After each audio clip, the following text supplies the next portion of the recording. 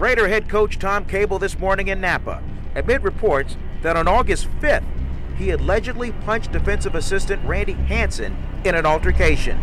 Listen, if you want to talk about this football team, the players on this football team, I'll talk to you all day. Otherwise, I'm not getting into it. Murph's Fan Cave and Raiders Fan Radio present an RFR special report. Join us as we interview one of the coaches involved in one of the most notorious events in Oakland Raiders history. Unfiltered truth from inside the walls of Alameda. This is Falling Down a Dream, the Randy HANSON tapes. HANSON, who still is not identified who attacked him, was treated at a Napa hospital for a broken jaw. There are conflicting reports. One cites 4 text messages from players confirming Cable was the coach who caused the injury. Another said that Cable flipped HANSON out of a desk and then broke his jaw when his face collided with a cabinet. Nothing happened. A broken jaw, in the manner of which it was reported, is a felony. Napa police say if Mr. HANSON wants to press this, he has to come in and give us a name. All right, Raider Nation, you heard the HANSON tapes this previous week, and we are so thankful to once again welcome ex-Oakland Raiders assistant coach Randy HANSON. Welcome back to Raiders Fan Radio, Randy. Thanks, Murph. Thanks for having me back. Absolutely, buddy. So we wanted to have you back for we'll call it the epilogue to the HANSON tapes. The interview has been incredibly well received. Raiders fans really enjoyed hearing from you. You know, you were silent for 10 years. And so we covered so much stuff, and it was just a fascinating revelation into what it was like for you during your tenure with the Raiders. But Randy, we've had a lot of follow-up questions. Not only do I have a follow-up question for you, but some of our listeners have kind of jumped in with some things that they wanted to have you clear up. So are you game to kind of answer back some questions from Raider Nation? Bring them on. Let me start off with my own. I want to have you tell me a little bit about what happened with the draft when Mike Mitchell, when the Raiders drafted him out of Ohio. Okay, yeah, the Mike Mitchell. Mike Mitchell, it's an interesting story. He was a player that did not attend the combine, and he played at a small school, Ohio University. They're like a smaller Division 1A school, like a San Jose State. But anyway, he was at a school that no one knew a lot about him. He had been hurt, so he didn't ever play a full season. But anyway, we had a kid named Rich Rose. He was I think he might have been 20 years old. He was like an intern in the scouting department. And they had him, they kind of gave him the pile of guys that they didn't think were going to be good enough to play, the small school players or whatnot. So anyway, I go in there one night, and he tells me that he's found a safety because Mr. Davis wanted a safety. We were going to take a safety in the first 2 rounds, and he's been trying to replace Jack Tatum since Jack Tatum. I haven't seen anybody that I really liked like Jack Tatum, but there's a few good safeties out there. And I'm going to get some tape on a guy in the film room on Mike Mitchell. Excuse me, it wasn't even Mike Mitchell, on a guy I was supposed to be watching coming up next. And Rich Rose stops me. He says, "Hey, Coach." He goes, "Have you ever seen Mike Mitchell?" I said, No, I've never heard of Mike Mitchell. He goes, "Yeah, I got a tape. Will you watch it?" And I was kind of like, well, I got to take care of this first or whatever. But he talked me into watching him because I really didn't have time to watch the tape. I had to get on my other guys that were going to actually play in the NFL.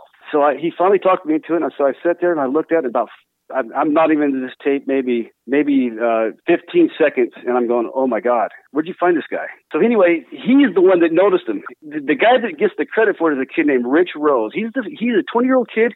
He ended up losing his job and getting fired after this for some reason. I don't know what happened there, but he should get the credit for finding this kid as a talent because everybody passed through him, and then he talked me into watching him, and then I watched him, and I thought, okay, he's pretty good. So I got a little excited about him, and I started making some tapes and doing some research. And then, we go to our draft meetings finally with Mr. Davis.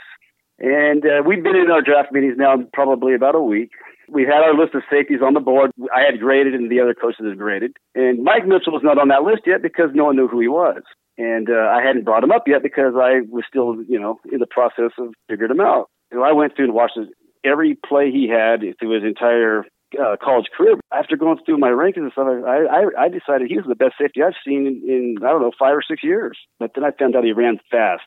He had a combine time, but he didn't know. He never attended the combine. This kid never went to the combine. But he had a workout. They had a workout on him. Somebody wouldn't work him out, and they had an official time on him, and he ran like, there's two types of times now. There's a Raider time, and then there's a real time, okay? Okay. Raider time is a 4.4 to Mr. Davis is like a 4.8. Does that make sense? That's slow. Yeah. So if somebody said, well, he runs 4.4, well, to Mr. Davis, that was automatically 4.8. If he ran 4.1, then to Mr. Davis, he was 4.5. That's how he thought. You see what I'm saying? Yeah. So anyway, I got a time back on him, and I looked at it, and I go, whoa! I said, it was unbelievable for a kid that was 6 foot, 233 pounds. That he ran speeds that he ran. He ran at the 40 like a 4.48 or something for that size. For a safety, which is pretty good. I think that was the Al Davis time was 4.48. So really, his time was like a 4.41 or 4.42. Okay. But we had about a 4.48 Mr. Davis time. Great for a guy that weighs 230 pounds. It is a safety.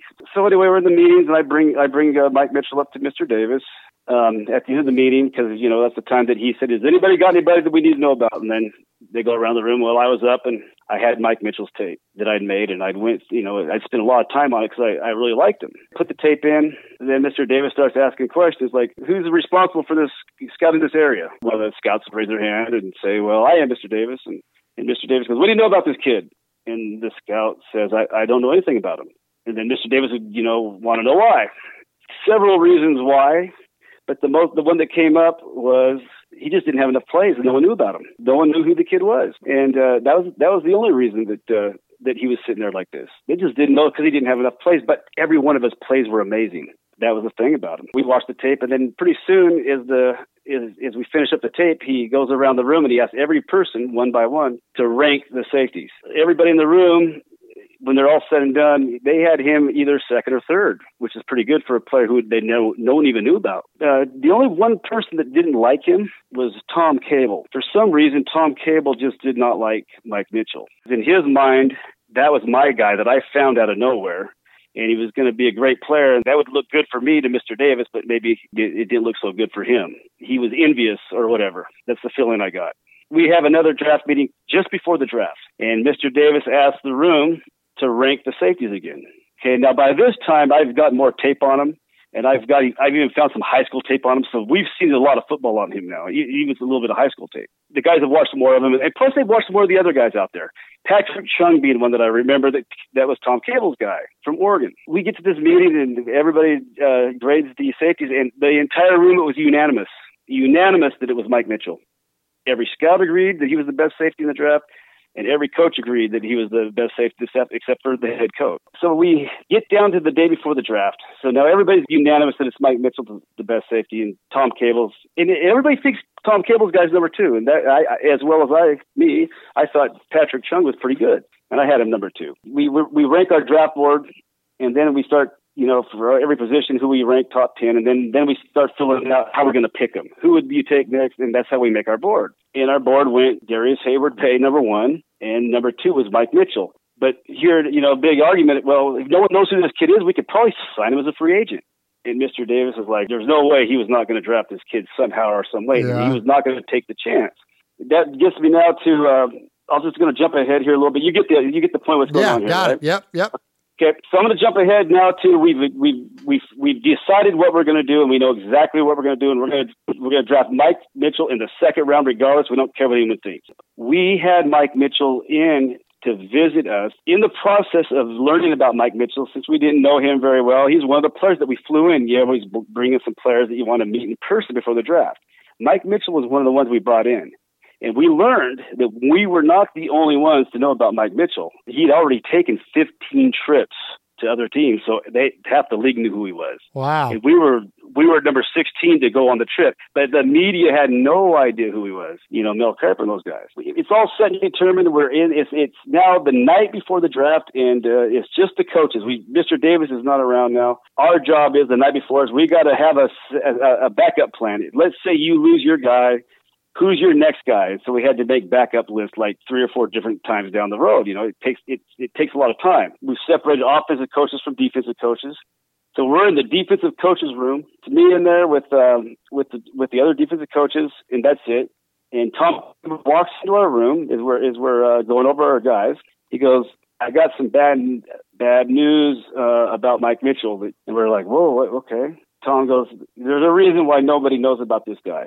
There's something wrong. I just knew there had to be something wrong with this kid because no one knows about him, but he's so good. There's something missing. So he said, I hired a private investigator. He's been investigating Mike Mitchell for the last 2 weeks. And we're like, no way. We're like all shocked. And he goes, guys, there's a reason why we haven't heard about Mike Mitchell. It started off with the coaches, his own coaches hated him. They wouldn't recommend him. That's why they wouldn't even bring his name up to a scout because they thought he was such a bad person that they wouldn't do it.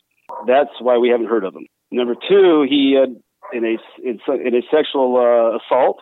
We didn't know about this either, and we're like, no way. I mean, I'm floored because when this kid Mike Mitchell came on the trip, everybody loved Mike Mitchell. He was maybe the greatest trip that we've ever had where we brought a kid in. He knew everything about the Raiders. He was a Raider fan, and Jack Tatum was his hero. And so you know how Mr. Davis felt when he met him. Oh, yeah. I mean, this kid came across, he was the All-American guy. Well-spoken, parents are still married, nine brothers and sisters, they're all doing well. And this is the type of kid he was on the trip, right? So we're shocked to be hearing this now from Tom Cable 2 weeks later. He was on drugs. That's why he missed a lot of games. It wasn't just injuries, it was drugs. He failed some drug tests too. And we're like, holy crap. And there was one other thing. He had a domestic violence against a girlfriend or something. So now we got a kid on drugs. Everybody was an All-American 2 weeks ago who knew everything. He loved the Raiders, great family, and all of a sudden this kid went from being that kid the night before the draft to being like maybe the worst person ever to walk on the earth. And we're like just shocked at this kid. And then Cable said, he goes, I knew something was wrong with him. He said that kid is an Academy Award-winning actor. That's what he should be doing because he's not going to be on this team. I don't want him. But I know Mr. Davis wants him. I'm going to let you guys decide on this, but I'm just telling you what I know. He goes, listen, I'm not saying we don't take the kid, but let's don't take him the first day of the draft because we could get him on day 2. He goes, or sign him as a free agent. He goes, I'd rather do that. Well, right away, after he leaves the room, there is a coach that we're shocked by this. We're like, just floored because he's such a great kid and when we met him. And then all of a sudden we found out that this kid played us like should be an Academy Award-winning actor. We agreed with Tom then if the kid really did it. But I was sitting there thinking, and I already know that something's up. And so I said, I think we keep him. We got Nambi, Nambi will mentor the kid. He'll be fine. I said, besides, did you see him knock that player out? And they're like, yeah. And so they started talking, and pretty soon we all came to agreement. We're taking the kid because you know what? As bad as Tom Cable made him, that's how good he was on film. Okay, so anyway, to make a long story short, we draft Mike Mitchell with the 47th pick of the draft, and nobody knows who he is. The people on TV, they're just in shock. Usually when you draft a guy, they have film, even of the last guy in the draft, there's usually videotape to show a highlight of the kid. Sure. We took a kid in the second round that they had no tape on. There was no video. They couldn't even see him.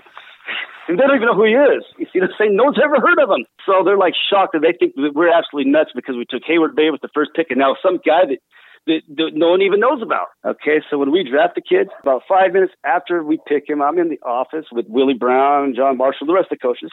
Tom comes running in there. Not Tom, but Tommy Jones, Tom Cable's assistant, who's also the son of Run Jones. He comes running in. He goes, hey, Randy. He goes, Tom needs you to give him a number for Mike Mitchell. And I said, okay, hold on. I'll get it. I'll bring it out to him in a few minutes. So I'm looking around and I'm trying to find his number. And then it dawns on me. I said, wait a minute. I said, I don't need, Tom's got his number. He just talked to him last night. Called him myself, talked to the parents. And so I quit looking for his number because I just figured, Tom, you have it. You're just forgetting. No, about 30 minutes later, we're still in the office, the rest of us coaches, and all of a sudden Tom comes himself. Tom Cable comes running down, and he looks at me. He goes, Randy, God damn it, I need the fucking number for Mike fucking Mitchell. I said, Tom, relax. I said, you talked to the kid last night. You talked to his parents. He goes, I tried that number. It's been disconnected. I looked at it, so you got to be kidding me. I said, you mean to tell me that kid disconnected his phone on the day of the draft, the most important day of the year? He got his phone disconnected? He goes, I know. It's driving me crazy. I said, okay. I went and got the number for Tom. And I went and gave it to him, and he went in his office and did, the fake out, pretended he called him and all that. Because what happened is we drafted this kid. We drafted the kid without the kid knowing that we drafted him. The kid himself, Mike Mitchell, saw it on TV when it came across the screen. Oh, my gosh. We had not seen Mike Mitchell in 2 weeks. No one had talked to him in 2 weeks, and no one would know who he was if this kid had been killed in a car accident or something like that. No one would have probably reported it because they would have known who he was in the media. The media would have not have known. And so we might not have known because we didn't call the kid. No, you're not supposed to actually be calling them until you know for sure what you're going to do with them. And that's usually the day of the draft. But we drafted a kid in the second round after Darius Hayward-Bay, a kid that Tom Cable lied about, by the way, and now he's with the Colts. So he's the last standing safety out of that draft, by the way, still playing. He's the last standing one. Him and Patrick Chung, believe it or not, are the last two, I believe. Yep. Tom Cable lied about this kid. He lied to the staff and faked like he called parents and stuff, and he didn't. And he took it so far as to, because the whole time I'm sure he was trying to talk Mr. Davis out of drafting him. Right. He took it so far. He took it so far down to the last second that no one ever called the kid to say that he was going to be drafted. Okay, so close out Mike Mitchell, and then I got two more for you. Great story, and I hate to rush you here, but I want to get to these questions. So next up, we have Kev from Silver and Black, UK. He asked the question, what led up to the incident? What led up to the incident was that this had been going on, Cable became the head coach. Actually, since he became the interim head coach, he'd been belittling me, and he'd been actually, I wasn't invited to a couple staff parties on the way up to this, and I wasn't invited to the draft party that they had at Ricky and San Leandro. I wasn't invited to a baseball game. I was excluded from the coaching staff for anything that outside of being on the field. Which, guess what? That's fine with me. That's what I would rather been doing anyway because we're the Oakland Raiders, and that's my team. He'd even tried to get rid of me to Al Davis, but Al Davis was keeping me around because, the only way that Mr. Davis will get rid of a football coach is if the players don't want the coach. You see what I'm saying? The players got to say, I don't want him as a coach, and then maybe you got a chance you could get rid of a guy, and that's exactly what Tom Cable tried. Okay. So we have a practice. It's the 5th day of camp. And it wasn't our best practice. We didn't practice very well at all on defense. I mean, it was the first time the offense, I think, got a first down the entire camp, but it was a bad day for us. We're in the film room watching practice as coaches and of the practice we just had. And Tom Cable walks into our meeting room. He goes, "What was wrong with you guys today?" So it was kind of a mess. The practice was on defense. And so Tom Cable wanted to know what the problem was. He said, "Guys, I want to talk to the entire defense without any coaches tonight after we get done with dinner. I want to find out what the problem is." And he walks out of the room. 2 minutes later, he comes walking back in the room. He goes, "You know what, John? I've changed my mind." He goes, I don't think it's the problems with the defense. He said, "The secondary is the ones that were having all the problems today. They just couldn't get lined up and this and that." And he goes, "I just want to meet with the defensive backs in the secondary, and I want to find out what the problem is here. And I don't want any coaches in that room." So sure enough, that's what happens. We get to that evening, and he meets with the players, and I'm outside with Willie Brown and Lionel Washington because we coached in there together, the three of us. And I'm saying, what's going to happen here, guys? And they go, "No, Randy, it's not." I said, he's going to go in there and he's going to come out of that meeting saying the players say they don't want me to coach them. And they thought, "No, Randy, you're being crazy." I said, "No, you just watch." Well, after he's in there, I guess 20 minutes or so, he comes out of that meeting with the players. He says, he goes, "Guys," he goes, "there's a problem in the room." He goes, "I knew it. I had something was bothering these guys. Something just didn't seem right." And Willie goes, "Hey, Randy, get over here." Because I wasn't even standing over there. He didn't even acknowledge me when he walked out to Lionel and Willie. He didn't acknowledge me about 15 feet away, so I didn't walk over because I didn't think he wanted me to be there. Willie calls me over, and Tom goes, "Hey, Randy," he goes, "players are saying that you're confusing them and they don't want you around." He goes, "I couldn't believe it either. You're the last person I thought they were going to have a problem with." He goes, "But I gotta figure out how I'm going to handle this." And he goes, "I'm going to get back to you later tonight." I said, "Tom, okay, sure, fine." And Willie Brown and Lionel Washington were just sitting there silently shocked. Tom walked away. I said, "I told you what was going to happen." And I said, and I asked him, I said, "Hey, if you guys get a chance, could you maybe help me out with Mr. Davis on this? Because he might not know what's going on." They played for Mr. Davis, so Mr. Davis was likely to give them a call or talk to them first. You know what I'm saying? Sure. I don't know if that ever happened. I just know that I never heard from Tom Cable. And so the next morning, I'm getting ready for our first practice on the field, and I've already drawn all the practice cards for this plays or whatever. And I get a knock on my door, and it's Tom Cable. And he says, "Randy, He goes, I don't want you on the field for this practice. I haven't made my mind up what I'm going to do yet. I don't want you on the field. Tom, I'm in charge of the practice of the scout. He goes, I got it. And he took my card and he told me to stay in. He went out to practice the first I missed the practice. I wasn't allowed to be out there because he hadn't decided what he wanted to do is what he told me. So after the practice was over, Tom Cable finds me and he says, hey, let's come into my office. Well, his office is is at the hotel in Napa, and it's just an extra room where you got a table and you got some desks and chairs and cabinets with, dressers and that type of stuff. And he says, let's go in here and meet. And he asked me the question. He goes, Randy, he goes, why is it that all these players say that you're a problem? Why is it that all these players say that they don't want to be coached by you? I said, Tom, how come this is the first time you've ever heard of this? I said, you would think if this was a problem, that I'm this bad of a person, you would think that they would have said something a long time ago, or at least another coach would have heard something and said something. And he said, and Tom looks at me, he goes, and that's what pisses me off that you guys kept from this from me. And he says, sit right here. And he says, Lionel, Willie, John, come in here. So we're all sitting in the room. And Tom, he starts his thing, hey, I want to know what's going on with Randy, why all these players, this and that. And he says, Willie. And so Willie went first, and Willie said good things. He said, Willie said, I'm not aware of a problem until now. And then he asked Lionel, and Lionel said, the only player that I could imagine Randy being mad at would be Miller, because Randy got on him for not taking notes of the meeting the other night, and it kind of embarrassed him. And then it went to John Marshall. I have not said a word at this meeting. I was feeling pretty good about what was going on because those guys were defending me. And Miller might be upset with me because I got on him, but he wasn't doing what he was supposed to be doing. So that's my job to correct that. So if I did my job and I get in trouble for it, so be it. So anyway, he asked John Marshall. I have not said a word in this meeting. It's only been going on for like a couple minutes. And I want you to note that I have my back, and me and Lionel are sitting about a yard away from each other, and right behind us is standing up is Tom Cable. So he's standing up behind me and Lionel right between us and about a yard away. And we're sitting down in chairs. And across from Lionel's Willie Brown. So Willie's talking, now Lionel's talking, now it goes over I don't get to say anything, and then it goes to John Marshall. He's the last guy to speak.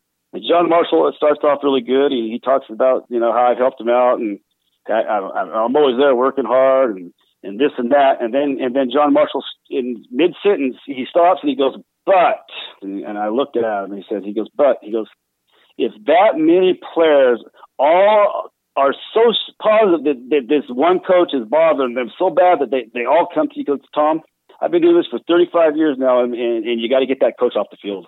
And I was shocked that John Marshall said that. I was floored how he said that.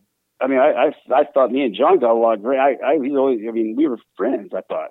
I was shocked that he said that. And I looked at John, I said, John, not in an angry voice or anything, more in a shocked voice. And he was more like just depressed that he did it. Like, I can't believe it. I said, John, that's not true. I'm disappointed. And then right from there, I heard Tom Cable goes, how dare you say? And he took me from behind. I was sitting in the chair from behind. He pushed and launched me out of my chair. And I hit next to, I kind of went in the direction of John Marshall, who was kind of sitting across from me, but at the edge of the table, far edge. And I kind of went towards him in that direction. And sitting there right by these sliding glass windows was a dresser that had a lamp on it. And that's where my face just slammed right into that, my left side of my face. So because you went against Marshall, that's what set him off?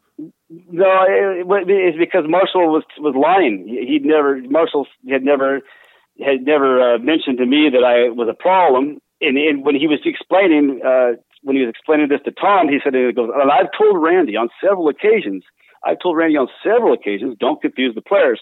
And after he said that, I said, John, just shocked that he said it. I said, John, that's not true. I said, I'm disappointed in you. That's all I said in that tone of voice. And that was it. That was what set him off, was that you saying that you were disappointed. And he snapped. And then I ended up on my back, and then he came on top of me, he grabbed me by my shirt, he pulled me up, and then he took his other hand and he shoved my head up into the dresser and broke the leg off of it. And that's when I broke my jaw. But it wasn't the initial thing.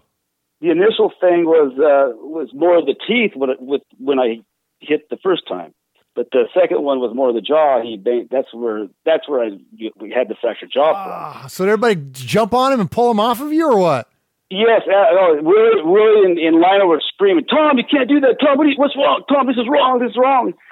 And they pulled him off. They pulled him off of me finally. And Lionel and Willie are pretty big and strong. They're both over 6 foot, and 200 pounds, and they couldn't pull him off right away. Cable was a big boy back then, though, too, man. He was up there. He was about 3 of me. He was, I think, 330, 340, Sheesh.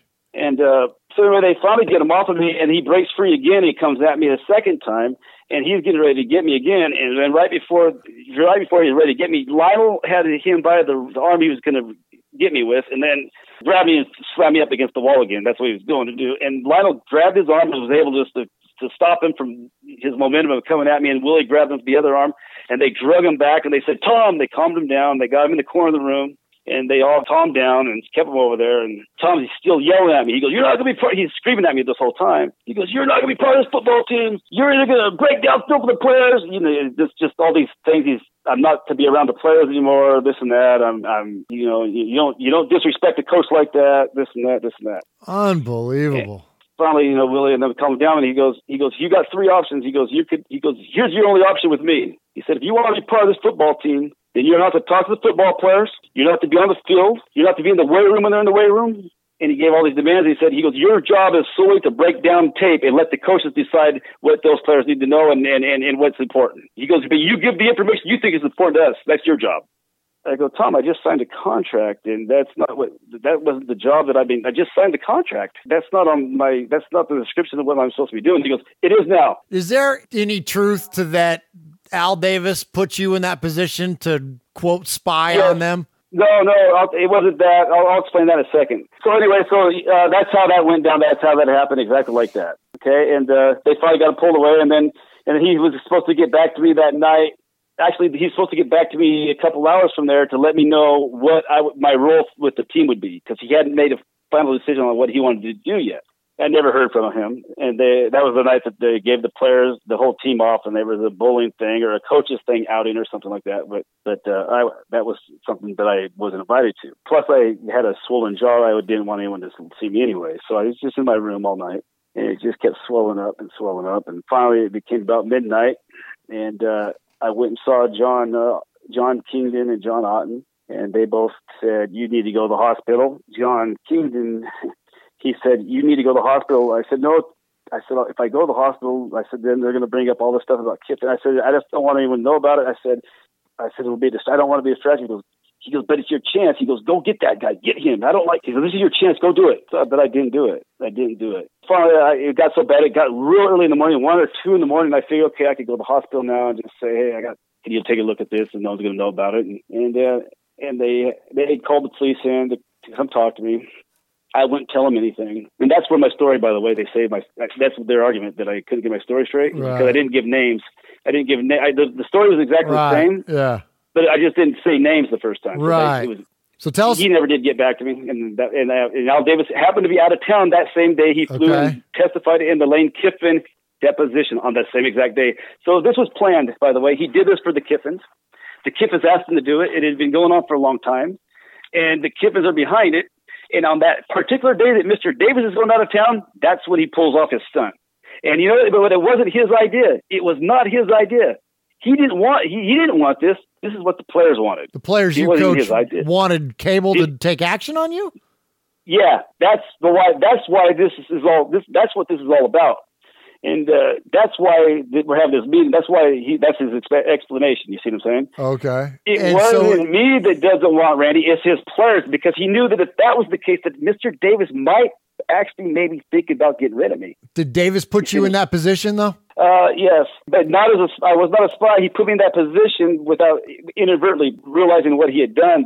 They already didn't like me. Right. Now he put a target on my back because he was going to make me the general manager, and they knew it. It was no secret. And in fact, Mr. Davis even said in the press conference when Tom Cable was the head coach, I believe he said, someone asked him about the general manager, and Mr. Davis said, "He's in the building now." He was talking about me. Wow. But I wasn't going to be the general manager at that time. I was going to be the general manager 2 years down the road after he retired. You see, I was just going to be helping him out and I was going to be teaching the coaches the defense and whatnot, because the 15-minute meeting that turned into 3 hours with Mr. Davis, right, that is a story for the ages that we'll have to do some other time. Yeah, because we're already over now. So let me hit you with that's okay. It's okay. So let me hit you with two. You got to hit them quick. I need just 3 or 4 minute answers on these. So Joey out in the Bay wants to know about the Raiders wearing white at home for the first time, and then my Uncle Mosh wanted to ask about the 76-yard field goal. So hit those real quick before we let you go.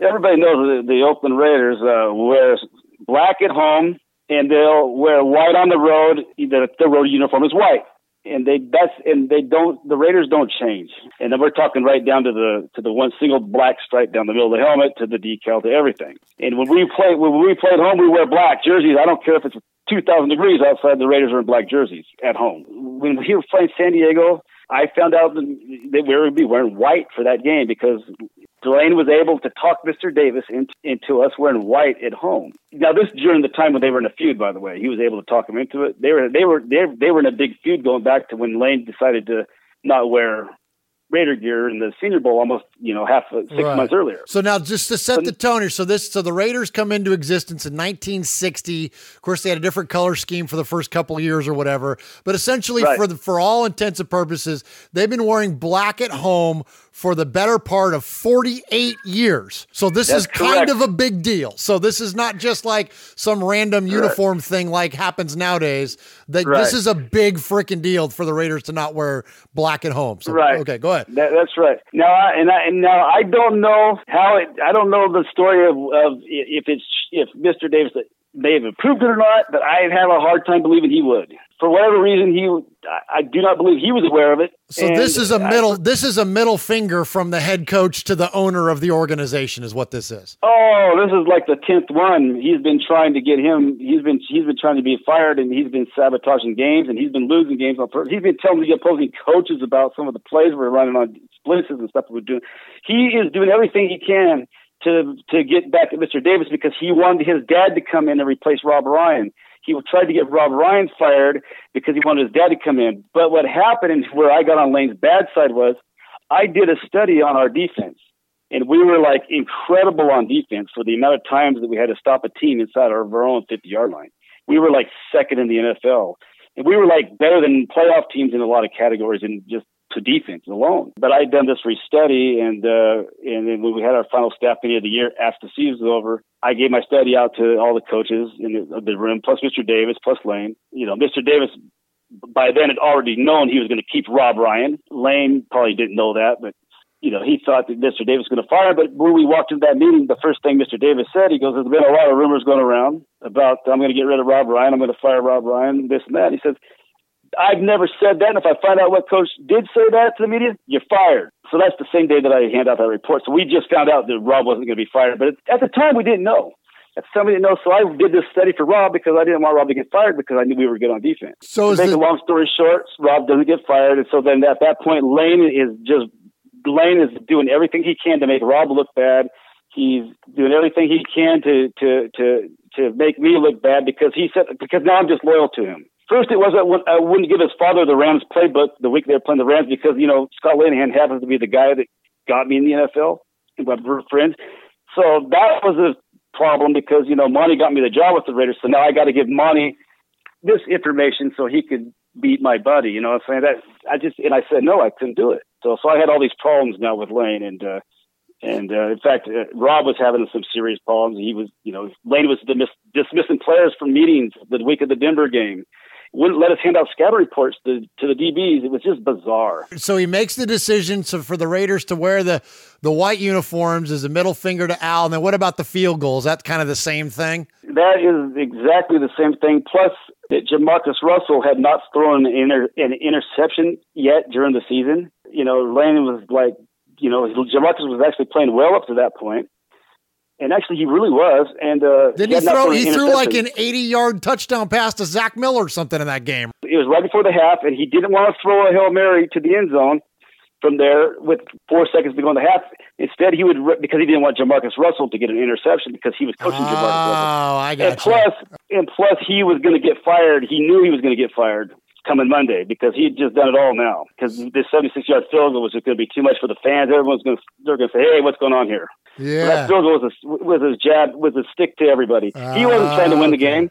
He wasn't trying to win games. He was trying to sabotage games. If we won the games because of the offense, that was great, but not because of the defense. Unreal. So anyway, that's what's going on there. Okay, and then he's tied into him and Tom Cable are tied in close together. In fact, Pete Carroll is Lane Kiffin's godfather, and so Pete Carroll took Tom Cable after he was let go by the Raiders because that was a favor of the Kiffins because Tom had been so loyal to the Kiffins.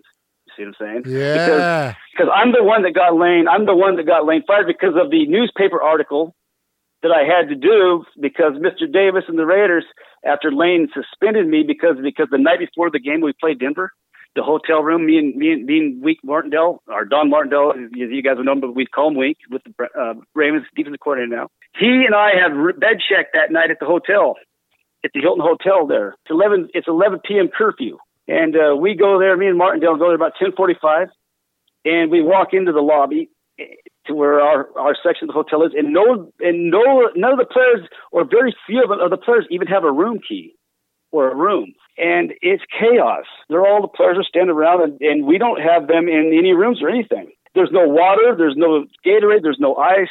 And here's our players the night before the opening game of the season against the Denver Broncos, and our players are sitting in the hotel. Now, they had snacks and stuff earlier for, dinner, and they had snacks after that. But now it's curfew time, and at curfew time, they're only going to be able to have certain things, Gatorade and that type of stuff, so they don't cramp up some of those big guys and all that. There's none of that there.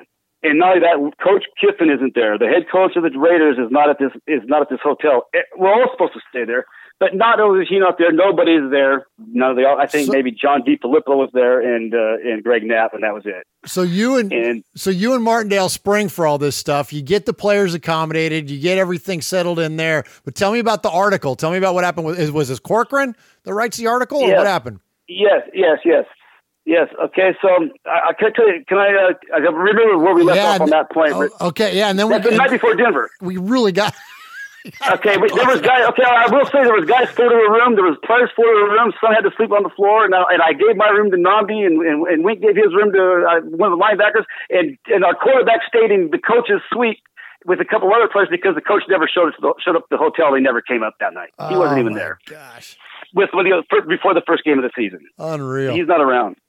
So anyway, 2 or 3 weeks before that, he had suspended me after this game. Okay, so after this game, we lose to Denver 41 or whatever it was. We just got killed, and we had no chance because we weren't allowed to coach our players. They were getting released from meetings, and now some of them were cramping up and sleep on the floor the night before a game because or hide a beds that they bring in, and some on the floor. It's just so and we get beaten this game real bad by Denver, and I go in the locker room and I said something.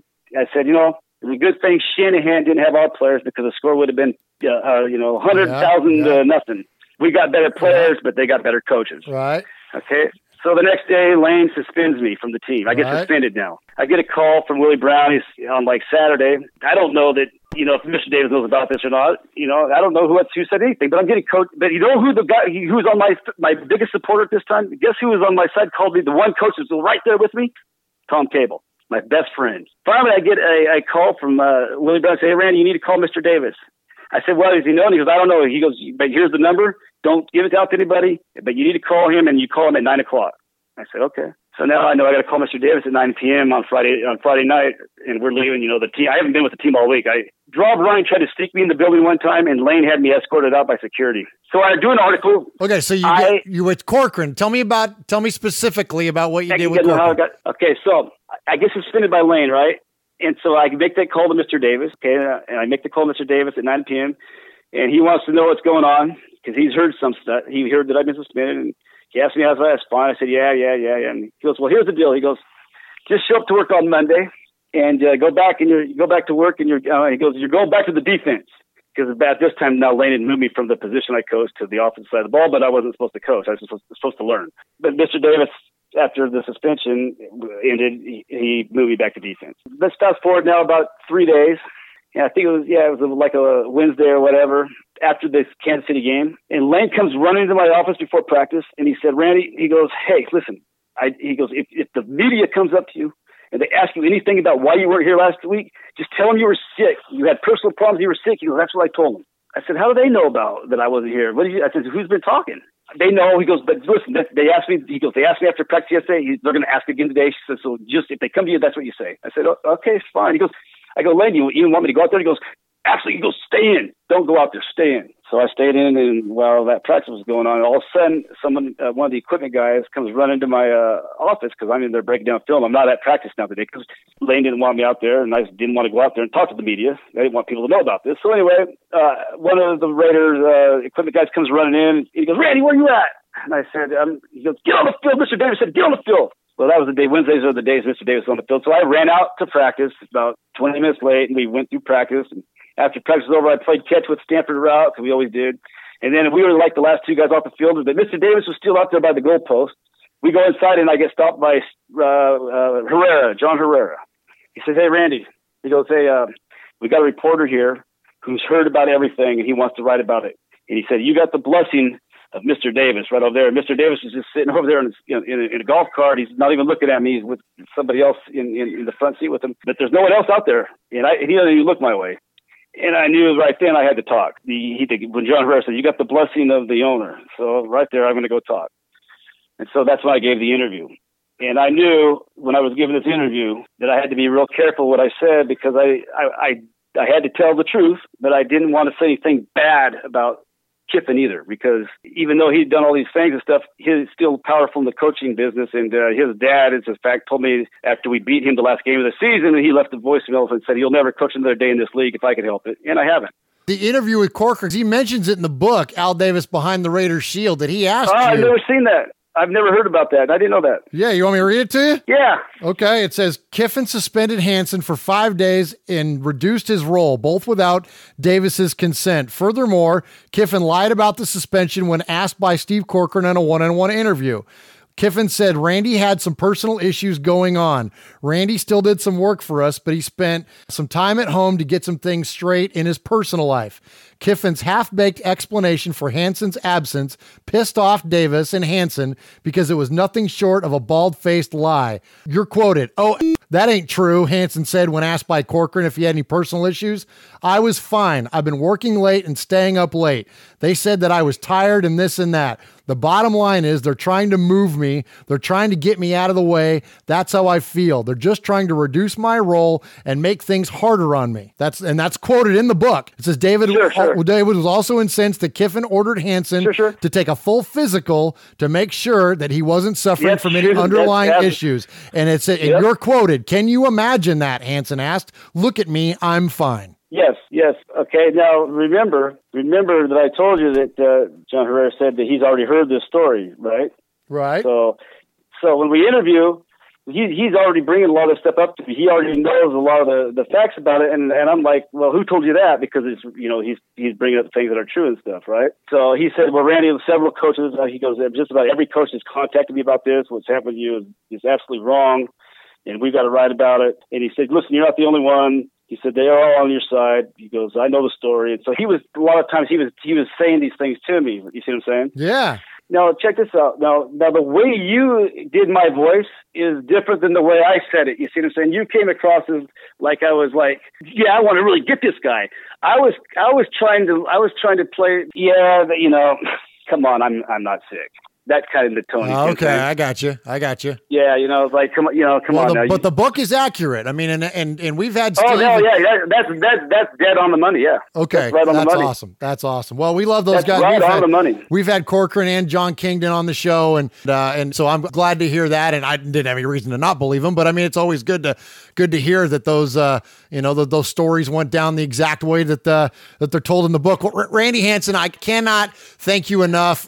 First off, let me say this. I am amazingly thankful to you for your willingness to spend time with us here on Raiders Fan Radio, to tell us in depth and in detail, to go through. And I know it altered the course of your life and of your fandom as a Raider and your career. And now you're moving on to the next phase of your life. You're getting ready to move out of the country. You're going to move down to the Caribbean as soon as tomorrow.